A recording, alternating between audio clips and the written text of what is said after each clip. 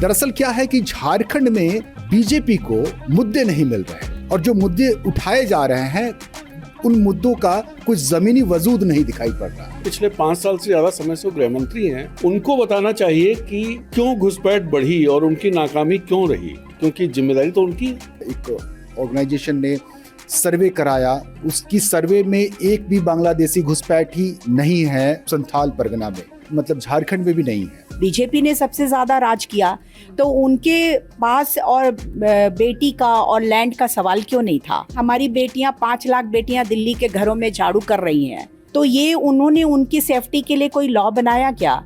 जयराम महतो को इस बार कुछ वो है क्योंकि यंग लीडर हैं। अब जो ये 5G जनरेशन वाले जो लीडर्स हैं और जो वोटर्स हैं, ये क्या डिसीजन लेने वाले हैं, ये पुराने राजनीतिक पैटर्न से समझा नहीं जा सकता। यहाँ जो महतो कम्युनिटी है उनका बड़ा राजनीति में प्रभाव है और ये सही है कि कई असेंबली कॉन्स्टिट्यूएंसी में और पार्लियामेंट्री कॉन्स्टिट्यूएंसी में वो डिसाइसिव वोटर्स हैं, लेकिन केवल महतो वोट से कोई इलेक्टोरल पॉलिटिक्स होगी यहाँ, ऐसा भी नहीं है।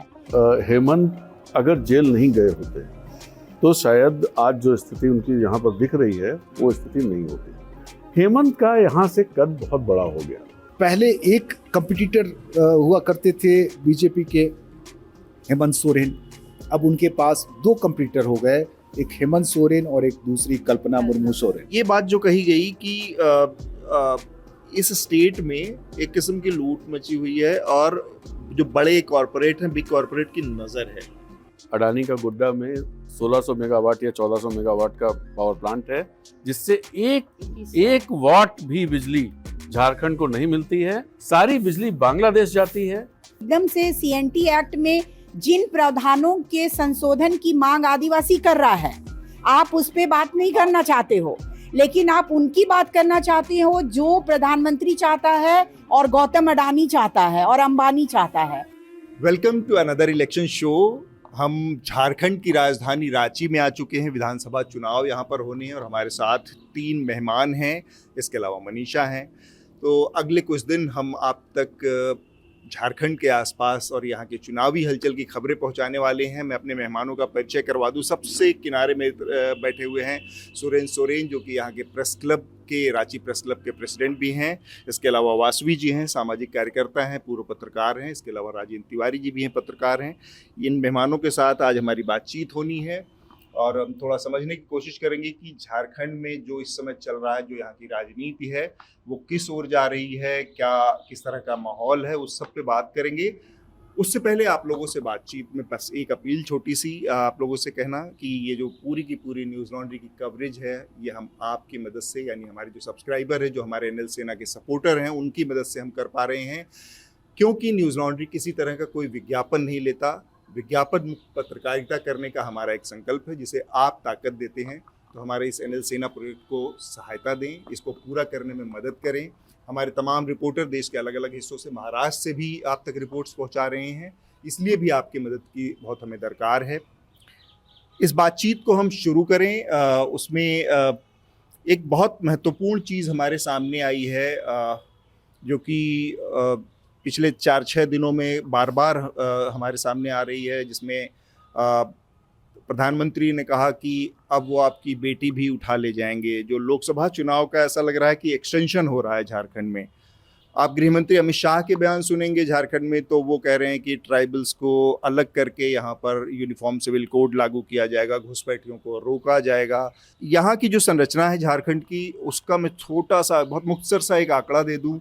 बड़ी जो पॉपुलेशन है, जो 2011 के जनगणना के आंकड़े हैं, उसके मुताबिक यहाँ पर 65% से ज़्यादा की जो आबादी है वो हिंदू आबादी है। इसके अलावा बड़ी आबादी आदिवासियों की है, 14% के करीब मुसलमान हैं, 4.5% के आसपास क्रिश्चियन आबादी है। ये एक छोटी सी आबादी का एक आंकड़ा है और कुल 81 सीटें हैं। तो जो जादुई आंकड़ा है झारखंड की विधानसभा में बहुमत का, वो 41 के आसपास जाता है। 41 सीटें चाहिए होती हैं। 14% की आबादी है मुसलमानों की, लेकिन हर मंच से जो मुख्य विपक्षी पार्टी है, जो चैलेंजर है इस चुनाव में, वो दावा कर रही है कि घुसपैठियों को रोका जाएगा, घुसपैठियों को घुसने से हम रोकेंगे। और पिछले 5 साल पहले उन्हीं की सरकार थी और 5 साल बाद अब फिर से ये बात कही जा रही है कि घुसपैठ बहुत बढ़ गई है, आदिवासी कल्चर, उसमें एक छुपा टोन है कि हिंदुओं के ऊपर खतरा है, आदिवासियों के ऊपर खतरा है।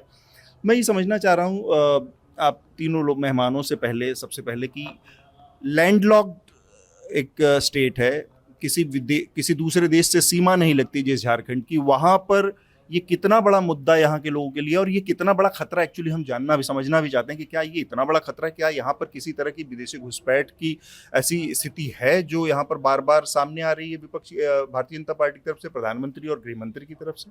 राजन जी, सबसे पहले आप ही शुरू करते हैं। दरअसल जब मैंने पहली बार ये बात सुनी कि यहाँ घुसपैठ है और बांग्लादेशी बहुत ज़्यादा हैं और इतने ज़्यादा हैं कि उस सरकार पर उन्होंने कब्जा कर रखा है और सरकार चला रहे हैं, मेरे लिए तो बहुत ताज्जुब की बात थी। पूरे राज्य में घूमा हुआ हूँ, मैं जाता रहता हूँ, मुझे तो कहीं इस तरह की कोई चीज़ सुनाई नहीं दी। और दूसरी बात कि गृह मंत्री के मुंह से ये बात सुनना कि घुसपैठ बढ़ी है, वो भी एक ऐसे स्टेट में जिसकी कोई सीमा अंतर्राष्ट्रीय नहीं है, थोड़ा ताज्जुब वाली बात थी। और दरअसल मेरे मन में तो सवाल ये उठा और मैंने पूछा भी है कुछ प्लेटफॉर्म पर कि गृह मंत्री को बताना चाहिए कि उन्होंने पिछले 5 साल से ज़्यादा समय से गृह मंत्री हैं, उनको बताना चाहिए कि क्यों घुसपैठ बढ़ी और उनकी नाकामी क्यों रही, क्योंकि जिम्मेदारी तो उनकी है। इंटरनेशनल बॉर्डर्स तो बीएसएफ की देखरेख में रहते हैं, बीएसएफ उनको रिपोर्ट करती है। और ऐसे में ये आरोप लगाना कि यहाँ की राज्य सरकार उसके लिए जिम्मेदार है, मेरे लिए तो हास्यास्पद लगा। देखिए, मैं वहीं से हूँ जहाँ की बात की जा रही है। मैं संथाल परगना से हूँ और संथाल परगना का एक ज़िला है गुड्डा, और गुड्डा से बगल में एक ब्लॉक है पुड़ैया हाट, और वहाँ से चंद किलोमीटर की दूरी से वो पाकुड़ और साहिबगंज की सीमाएं शुरू होती है। सुंदर पहाड़ी ब्लॉक के बाद वो इलाका शुरू होता है जो बरहेट और बुआरीजोड़ विधानसभा क्षेत्र के अंतर्गत आता है। तो मैंने अपना बचपन, अपनी जवानी वहाँ गुजारी है और अब मैं बुढ़ापे में इधर उधर भटक रहा हूँ, कह सकता हूँ। तो ये एक बात थोड़ी सी मुझे भी समझ में नहीं आई है कि हम जिसे बांग्लादेशी कह रहे हैं वो बांग्लादेशी हैं या बाहरी हैं, ये आइडेंटिफाई अभी तक नहीं किया गया है। जो मेरी रिपोर्टिंग के दरमियान जो चीज़ें मैंने देखी, एक सामाजिक संगठन ने, एक ऑर्गेनाइजेशन ने सर्वे कराया, उसकी सर्वे में एक भी बांग्लादेशी घुसपैठी नहीं है संथाल परगना में, नॉट मतलब झारखंड में भी नहीं है। ये बात भी मुझे हजम नहीं हो रही। दूसरी तरफ ये बात भी मुझे हजम नहीं हो रही कि पूरे के पूरे संथाल परगना या साहिबगंज या पाकुड़ इलाके में घुसपैठिए भरे पड़े हैं। मैं मानता हूं कि डेमोग्राफी चेंज हो रही है, संथाल के कल्चर, संथाल की विरासत, संथाल की ज़मीनें खतरे में है, मैं इस बात को मानता हूं।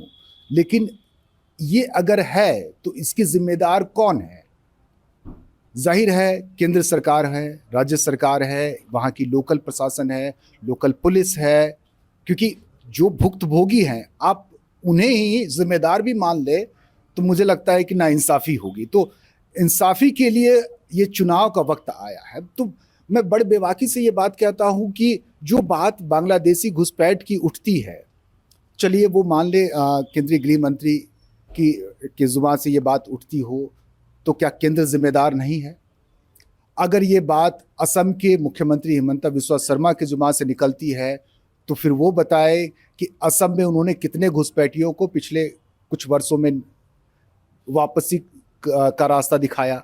तो चुनाव के दरमियान दरअसल क्या है कि झारखंड में बीजेपी को मुद्दे नहीं मिल रहे और जो मुद्दे उठाए जा रहे हैं उन मुद्दों का कुछ ज़मीनी वजूद नहीं दिखाई पड़ रहा है। क्या वाकई यहाँ पे लोगों में एंग्जाइटी है लैंड को लेके, कल्चर को लेके? बट पहले आप अपने ओपनिंग थॉट्स दे सकते हैं।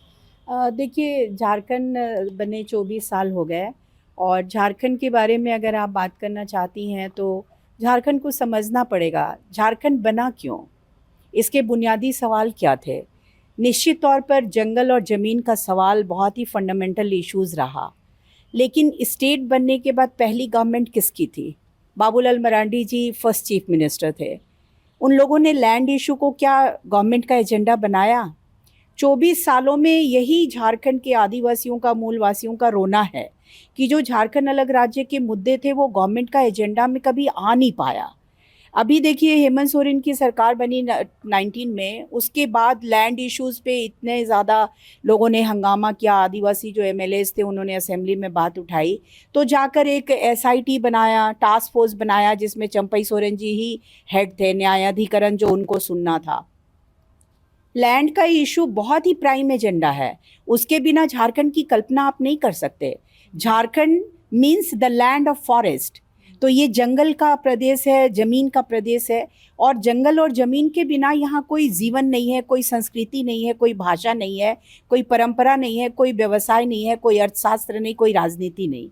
तो ये बहुत ही, और इसको मुझे लगता है कि जो भी पहली गवर्नमेंट बनी, बीजेपी ने सबसे ज़्यादा राज किया, तो उनके पास और बेटी का और लैंड का सवाल क्यों नहीं था?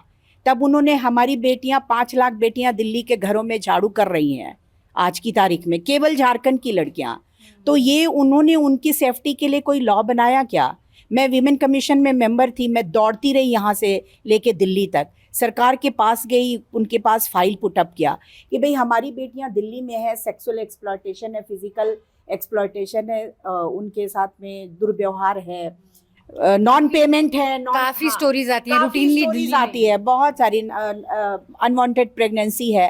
तो बीजेपी के लिए ये एजेंडा नहीं था, और आज वो रोटी और बेटी की बात कर रहे हैं। भाई झारखंड की बात करो तो जल जंगल जमीन की बात करो। आपने एक बात कही अपने पहले वाले वक्तव्य में कि संथाल वाले इलाके में खतरा है, आदिवासी कल्चर को खतरा है, उनके भाषा को खतरा है लोगों से। अगर आप थोड़ा सा स्पेसिफिक टर्म में, बहुत संक्षेप में, क्योंकि बाकी लोगों से भी हम इसमें बात करेंगे, किस तरह का खतरा है वो अगर आइडेंटिफाई करें कि उनकी लैंग्वेज बोलने वाले कम हो गए, उनकी आबादी कम हो गई, उनके लोग कम हो गए, उनकी पॉपुलेशन, कुछ भी स्पेसिफिक अगर हमें बता पाए, थोड़ा सा हम समझना चाहते हैं खतरे किस तरह के हैं वो। आप एक गिलास पानी में 1 चम्मच शक्कर डालेंगे और 2 चम्मच नमक डालेंगे तो स्वाद कैसा होगा? नमकीन हो जाएगा। तो झारखंड के जिस पर्टिकुलर एरिया की आप बात कर रहे हैं, वहाँ बात वही हुई है, शक्कर नहीं घटाई गई है, नमक ज़्यादा पड़ गया है। मतलब संथालों की, ट्राइबल्स की जो आबादी है वो वैसी की तैसी ही है। हाँ, ये अलग बात है कि तब जितने संगठित थे ये समुदाय, अपने पारंपरिक जो इनका स्वशासन व्यवस्था थी उसके अंतर्गत, मांझी परगना के अंतर्गत जितने संगठित थे और जितने मजबूती के साथ एक दूसरे के साथ ये खड़े थे, वो परिस्थितियां नहीं रही। आबादी उतनी ही है। आबादी अगर घटी है तो अब मेरे जैसा बंदा अगर दिल्ली चला जाता तो मेरे गांव में 3 लोगों की जनसंख्या तो कम हो ही जाती। तो उस तरह से आप कह सकते हैं कि घटी होगी, लेकिन मतलब जन्म दर कम हो गया हो, मृत्यु दर ज़्यादा हो गया हो, ऐसी परिस्थितियां नहीं है। लेकिन एक गांव में जिसकी आबादी 500 है और वहाँ अगर 250 बाहर की आबादी आ जाए और 750 में आप काउंट करेंगे तो कहीं, तो फिर आपको लगेगा कि पहले 500 थे, अब भाई अब तो ये 550 ही रह गए और वो जो है 300 हो गए। और बाहरी से आपका मतलब है जो बिहार से आ रहे हैं, यूपी से आ रहे हैं, मतलब बाहरी कौन है? देखिए, बाहरी से हमारा किसी स्टेट से कोई ये नहीं है। अगर आप संथाल परगना चले जाएं तो वहाँ आपको बिहारी से ज़्यादा बंगाली वो मुस्लिम पॉपुलेशन मिलेगी। अभी हाल ही में अमेरिकन इलेक्शंस हुए हैं, डोनाल्ड ट्रंप जीते हैं, उनका भी एक बड़ा मुद्दा ये था इमिग्रेशन का, घुसपैठियों का, कि बाहर से लोग आके अमेरिकन कल्चर चेंज कर रहे हैं। अब चाहे मीडिया में हम उसे नकारें, बोले कि ये फैक्चुअल नहीं है, कहीं ना कहीं वो चीज़ लोगों से कनेक्ट हुई। एक एंग्जाइटी लोगों में थी कि हाँ वाकई हमारा कल्चर चेंज हो रहा है, हम किसी को ऐसे इलेक्ट करना चाहते हैं जो प्रोटेक्ट करे। सेम चीज़ मैं आपसे पूछना चाहूँगी, आप अभी तक बोले नहीं है, जो ये बीजेपी बोल तो रही है कि बांग्लादेशी घुसपैठी आ रहे हैं, और हम चाहे इसको फैक्ट चेक भी करें कि भाई नहीं है, ऐसा कुछ नहीं है घुसपैठ इतनी बड़ी तादाद में, लेकिन ज़मीनी तौर में क्या लोगों में ये एंग्जाइटी है कहीं ना कहीं कि मुस्लिम आ रहे हैं? वो शायद ये एक डॉग विसल है कि मुस्लिम्स को बांग्लादेशी बोल रहे हैं, और क्या इसका लाभ होगा उनके लिए इलेक्शन में? दरअसल पहले ये समझने की ज़रूरत है कि भारतीय जनता पार्टी ये इशू उठा क्यों रही है। अगर हम थोड़ा पहले जाएं, जब यहाँ भारतीय जनता पार्टी की सरकार थी, 2014 के चुनाव में जो 28 सीटें हैं, आदिवासी सीटें हैं यहाँ पर, उसमें भारतीय जनता पार्टी ने 12 सीटें जीती थी और कुल मिला के भारतीय जनता पार्टी की 35 सीटें थी। मैं प्योर पॉलिटिक्स पे बात कर रहा हूँ, क्योंकि बाकी चीज़ें आप लोग बात कर ही रहे हैं। तो 35 सीटें थी, 12 सीटें उसमें आदिवासी सीटें जीती। 2019 के चुनाव में भारतीय जनता पार्टी 28 में सिर्फ 2 सीटें जीत पाई। उसके कारण समझने की ज़रूरत है, तो समझ में आएगा कि वो क्यों ये इशू उठा रही है। दरअसल रघुबर की सरकार में जो भारतीय जनता पार्टी के चीफ मिनिस्टर थे, और पहली सरकार ऐसी थी, पहले मुख्यमंत्री ऐसे थे जिन्होंने 5 साल पूरे किए, और वो पहले और आखिरी कह लीजिए 5 साल पूरे करने वाले। और पहली सरकार ऐसी थी जिसने किसी न किसी तरह से बहुमत जुगाड़ लिया था और बहुमत से चल रही थी। उस सरकार ने CNT एक्ट को डाइल्यूट करने की कोशिश की।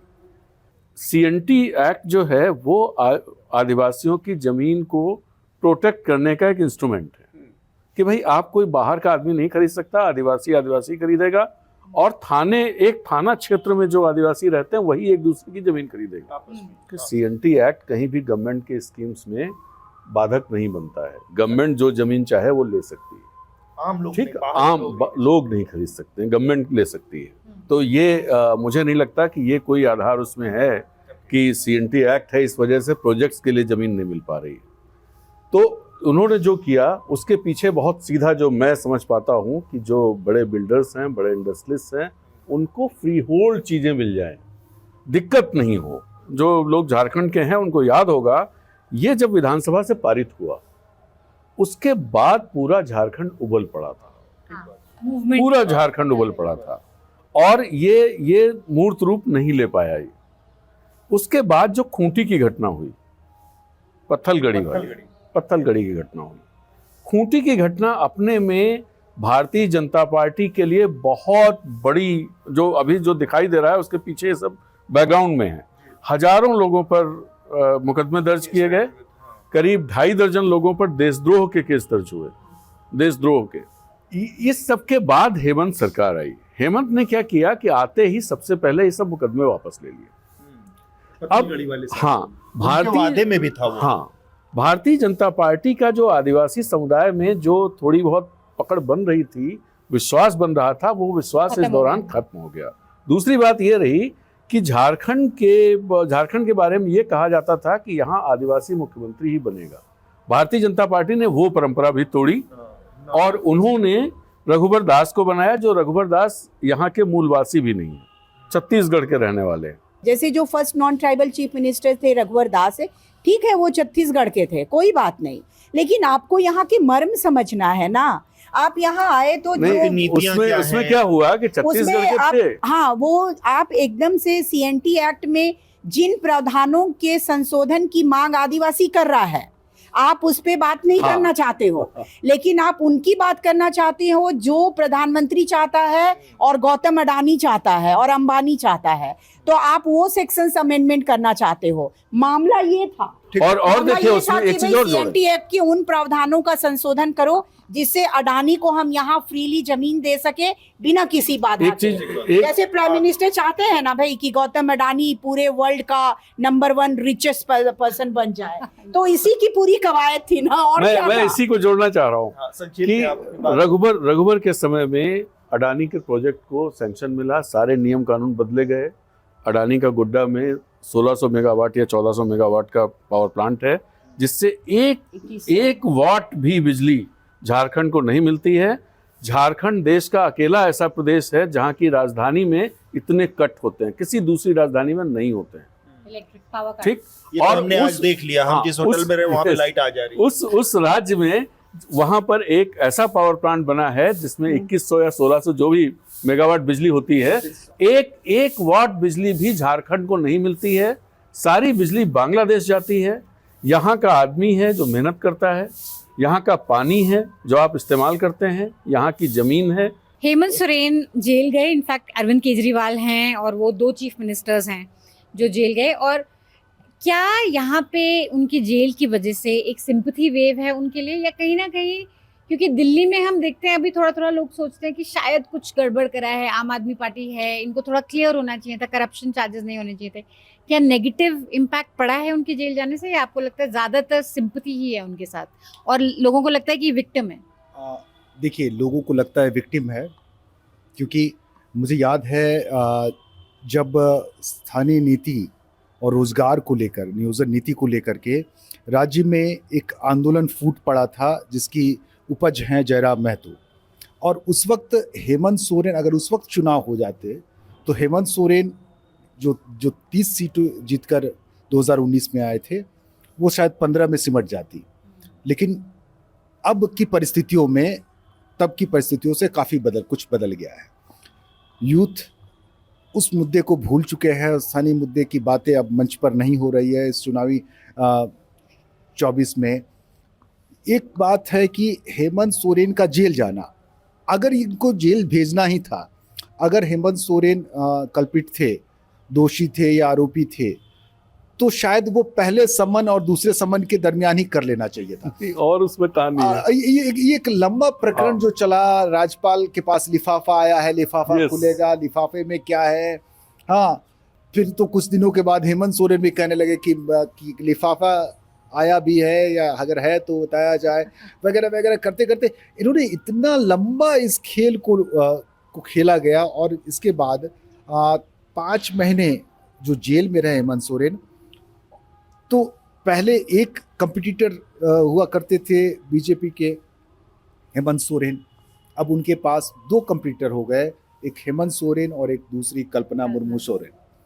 तो और चंपई सोरेन साथ ही चले गए, फिर भी कोई किसी तरह की पॉलिटिकल है। चंपई दरअसल सरायकेला से बाहर हाँ, बहुत हैसियत है नहीं चंपई। देखिए, चंपई सोरेन झारखंड मुक्ति मोर्चा में एक कमिटेड कार्यकर्ता थे, एक जो बहुत शिबू सोरेन विश्वसनीय को थे। छोड़कर हाँ। कोई लीडर ऐसा नहीं है जो एक जगह से दूसरी जगह कोई इम्पैक्ट डाल सके। ये अलग बात है कि शिबू सोरेन भी तमार से चुनाव हार गए थे। संथाल परगना, मतलब मैक्सिमम एक लोकसभा क्षेत्र में ही झारखंड मुक्ति मोर्चा के नेता की दुनिया जो है वो सिमट जाती है। जो टॉप के लीडर्स, यानी हेमंत सोरेन को अगर छोड़ दिया जाए, हेमंत और कल्पना मुर्मू सोरेन को छोड़ दिया जाए, तो एक लोकसभा क्षेत्र में ही उनकी राजनीतिक दुनिया सिमट के रह जाती है। जयराम महतो को इस बार कुछ वो है, क्योंकि यंग लीडर हैं, पहले उन्होंने काफी इंप्रेशन अपना। बेशक लोकसभा चुनाव के पहले तक मैं भी बहुत ज़्यादा इस बात पर यकीन नहीं रखता था कि बहुत इलेक्शन इम्पैक्ट वो डाल सकेंगे, क्योंकि मेरा जो मानना है, क्योंकि आंदोलन की बुनियाद पर ये राज्य खड़ी है, तो आंदोलन के वक्त जो नेता तैयार हुए राजनीति के प्लेटफॉर्म पर, वो बिल्कुल फिसड्डी साबित हुए। लेकिन अब जो नई पीढ़ी तैयार हुई है, जो ये 5G जनरेशन है, ये पॉलिटिक्स और आंदोलन दोनों को बखूबी समझने लगी है। और शायद यही वजह है कि एक कैंडिडेट यहाँ, लोकसभा की एक छोटी सी कहानी सुनाता हूँ। 5 बार के सांसद रहे थे रामटल चौधरी, रांची से। बीजेपी ने उन्हें टिकट नहीं दिया, वो निर्दलीय लड़ गए। वो महतो कम्युनिटी के स्वयंभू लीडर खुद को मानते भी हैं, निर्दलीय खड़े हो गए। उनको लगा था कि 70-80 हज़ार 1 लाख वोट ले आएंगे। जो 5 बार के सांसद और एक लंबा राजनीतिक अनुभव, 25,000 के आसपास में उनकी वोट सिमट के रह गई। उसी वोट बैंक के लिए जयराम महतो के कैंडिडेट खड़े हुए यहाँ। तब मैं अपने दोस्तों से ये दावा करता था कि जब रामटल चौधरी 25 लाए हैं तो ये बहुत ज़्यादा जाएंगे तो 30 लाएंगे। वैसे मुझे इतनी भी उम्मीद नहीं है। बंदा 1 लाख पार कर गया, 1,32,000, वही कह रहा हूँ, 1 लाख पार कर गया। तो इसलिए अब जो ये 5G जनरेशन वाले जो लीडर्स हैं और जो वोटर्स हैं, ये क्या डिसीजन लेने वाले हैं, ये पुराने राजनीतिक पैटर्न से समझा नहीं जा सकता। जो बातें अभी कही जा रही हैं, जैसे अभी न्यू लीडरशिप इमर्ज किया है, मानती हूँ। उनके एजेंडा भी बहुत है कि CJL है, JSSC में करप्शन है, जो क्वेश्चंस पेपर्स हैं वो लीक हो जाते हैं, हमारा कैरियर नहीं है, जॉब्स नहीं है। हेमंत सोरेन तो बाद की बात है, पहले तो प्राइम मिनिस्टर ने ही बोला 2 करोड़ नौकरी देंगे। हेमंत सोरेन ने भी वादा किया तो इन्होंने नौकरी भी दिया है काफ़ी लोगों को, और सेंटर ने जो हर्डल्स पैदा किए हैं। तो जो अभी न्यू लीडरशिप इमर्ज किया है, वो उनकी बुनियाद में यही सारा एजेंडा है। जल जंगल ज़मीन का एजेंडा नहीं है। ठीक है कि उन लोगों ने वोट्स लाए हैं, किनके वोट्स लाए हैं। यहाँ जो महतो कम्युनिटी है, उनका बड़ा राजनीति में प्रभाव है। और ये सही है कि कई असेंबली कॉन्स्टिट्यूंसी में और पार्लियामेंट्री कॉन्स्टिट्यूंसी में वो डिसाइसिव वोटर्स हैं, लेकिन केवल महतो वोट से कोई इलेक्टोरल पॉलिटिक्स होगी यहाँ, ऐसा भी नहीं है। झारखंड में अगर इलेक्टोरल पॉलिटिक्स करना है, पार्लियामेंट्री डेमोक्रेसी में आपको दखल करनी है, तो आपको आदिवासी मूलवासी को समान रूप से लेके चलना पड़ेगा। आपने जो रांची में देवेंद्र नाथ महतो ने 1,34,000 वोट लाया, तो बीजेपी को ही जिताया ना। ये बात जो कही गई कि इस स्टेट में एक किस्म की लूट मची हुई है और जो बड़े कॉरपोरेट हैं, बिग कॉरपोरेट की नज़र है हेमंत सोरेन के रूप में या यहाँ की जो झारखंड मुक्ति मोर्चा के रूप में, ये लोग पिछले 5 साल में कुछ सफल हुए हैं, कुछ उस तरह की उस दिशा में, या ये भी उसी भारतीय जनता पार्टी की जो पॉलिसी थी या वो सरकार थी उसी का कॉपी होता है? क्योंकि सरकारों के उसमें हम देखते हैं कि एक समय के बाद फिर पॉलिसी वही होती हैं, सबकी मजबूरियां वही होती हैं, रेवेन्यू का सबकी मजबूरी होती है, लाना है, स्टेट चलाना है, सबकी तनख्वाहें भी देनी है, बहुत सारी मजबूरियां गिना के, और फिर रिसोर्सेज पे ही हमला अल्टीमेटली होता है कि भैया इसको बेचे बिना पैसा नहीं आना। तो ये 5 सालों में क्या हुआ है और हेमंत सोरेन का जेल जाना आना नहीं, थोड़ा सा आखिरी कमेंट आप देखिए, हेमंत अगर जेल नहीं गए होते तो शायद आज जो स्थिति उनकी यहाँ पर दिख रही है वो स्थिति नहीं होती। और जेल जाने से पहले भारतीय, जो बात आपने कही कि लगातार एक लिफाफा आया और लिफाफा नहीं खुला, गवर्नर चले गए, यहाँ से ट्रांसफर हो गए, बट लिफाफा नहीं खुला, आज तक नहीं खुला है वो लिफाफा, तो कहीं ना कहीं ये मैसेज गया कि भारतीय जनता पार्टी डील करना चाहती थी और वो डील नहीं हो पाई। उसे उम्मीद थी कि डील हो जाएगी हेमंत से, हेमंत ने वो डील नहीं की।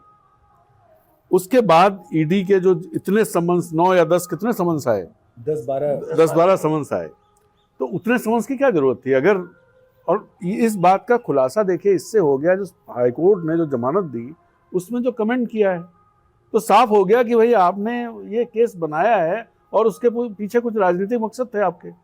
हेमंत का यहाँ से कद बहुत बड़ा हो गया, क्योंकि आप कह भी रहे हैं कि आप ट्राइबल कम्युनिटी से हैं, संथल कम्युनिटी से हैं। यंग जनरेशन की क्या एस्पिरेशन है अपने पॉलिटिकल लीडरशिप से, खास करके ट्राइबल यूथ जो है? इस वक्त झारखंड के सभी तमाम युवाओं के लिए, वो किसी भी कास्ट से हो, किसी भी सोसाइटी से हो, सबके लिए सबसे बड़ा मुद्दा रोजगार का ही है। क्योंकि 3.5 लाख नौकरियां यहाँ जो है, पद जो है वो रिक्त है, जिसमें 2,65,000 तो वो सरकारी पदों पर नियुक्तियां पड़ी हुई है। तो जाहिर है कि कितनी बड़ी तादाद में युवा अपनी उम्र काट रहे हैं बगैर नौकरियों के, बगैर कोई रोजगार के। तो हर चुनाव में वो यही उम्मीद रखते हैं कि अगली जो सरकार आएगी उनके लिए रोजगार या नौकरियां लेकर आएगी। तो यूथ के लिए सबसे बड़ा इशू ये है। यूथ के साथ साथ पूरी कम्युनिटी की सबसे बड़ी डिमांड यही है कि उनकी जो विरासत है, विरासत में जो उन्हें ज़मीनें मिली है, जो पहाड़ मिले हैं, जो जंगल मिले हैं, वो सुरक्षित रहे। ये ट्राइबल कम्युनिटी की सबसे बड़ी प्रायोरिटीज़ हैं और यही उनकी डिमांड्स भी हैं। Great, thank you so much. और जहाँ तक यूथ के इश्यूज हैं, तो शायद ही कोई स्टेट होगा जहाँ पे यंग लोगों के लिए अनएम्प्लॉयमेंट या पेपर लीक इशू ना हो। यहाँ पे भी ये इशू है और हम इस पे बात करेंगे आगे शोज में। Thank you so much for watching this show. Stay tuned for more coming from Ranchi.